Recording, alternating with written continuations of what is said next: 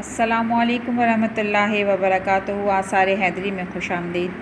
معجزات سے بھرپور اس کتاب میں جناب موسیٰ کا ایک قصہ جو بنی اسرائیل سے متعلق ہے وہ آپ کے ساتھ شیئر کرنے لگی ہوں کہ جس طرح فرعون اور اس کی قوم سمیت اس کو سمندر میں غرق کیا گیا۔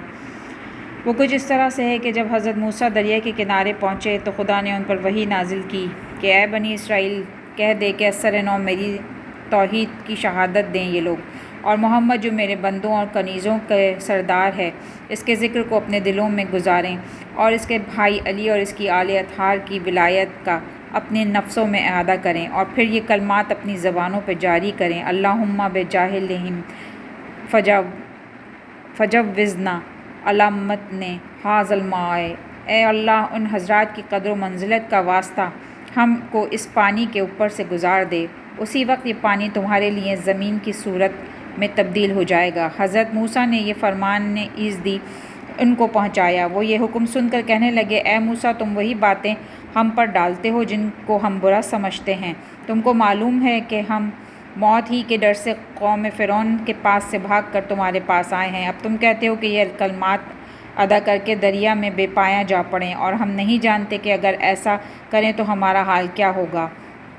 تب ان میں کالب بن یحنہ حضرت موسیٰ کے پاس آیا۔ ان میں سے ایک آدمی تھا کالب بن یحنہ جس کا نام تھا۔ وہ گھوڑے پر سوار تھا اور اس خلیج کا عرض 4 فرسخ تھا، اور آ کر حضرت موسیٰ سے عرض کی، یا نبی اللہ، کیا تم کو خدا نے حکم دیا ہے کہ ہم ان کلمات کی تلاوت کریں اور پانی پر چلے جائیں؟ فرمایا، ہاں۔ پھر اس نے عرض کی، تم مجھ کو ایسا کرنے کا حکم دیتے ہو؟ حضرت موسیٰ نے فرمایا، ہاں۔ یہ سن کر اس نے کچھ توقف کیا اور اپنے دل میں وحدانیت الہی اور نبوت محمدی اور ولایت علی و آل احمدی علیہم الصلاۃ والسلام کی تجدید کی جس کا اس کو حکم دیا گیا تھا۔ پھر اس نے دعا پڑھ کر اپنے گھوڑے کو پانی میں ڈال دیا۔ اس کا گھوڑا سطح آب پر دوڑتا جاتا تھا اور پانی اس کے نیچے نرم زمین کی طرح معلوم ہوتا تھا، یہاں تک کہ خلیج کے پار جا پہنچا، اور پھر دوبارہ گھوڑا اڑا کر واپس آیا اور بنی اسرائیل سے کہنے لگا کہ تم حضرت موسیٰ کا کہنا مانو۔ یہ دعا درہائے جنت کی کنجی ہے اور دوزخ کے دروازوں کا قفل اور رزقوں کے نازل ہونے کا باعث، اور رضائے خداوند خلاق و مہربان کو اس کے بندوں اور کنیزوں کی طرف کھینچ لانے والی ہے۔ ہر چند اس نے سمجھایا مگر بنی اسرائیل نے نہ مانا اور کہا، ہم تو زمین ہی پر چلیں گے۔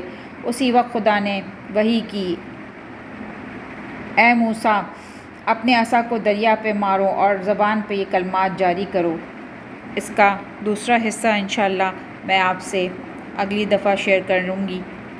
اجازت چاہتی ہوں۔ سبحان اللہ، جزاک اللہ خیراً کثیرا۔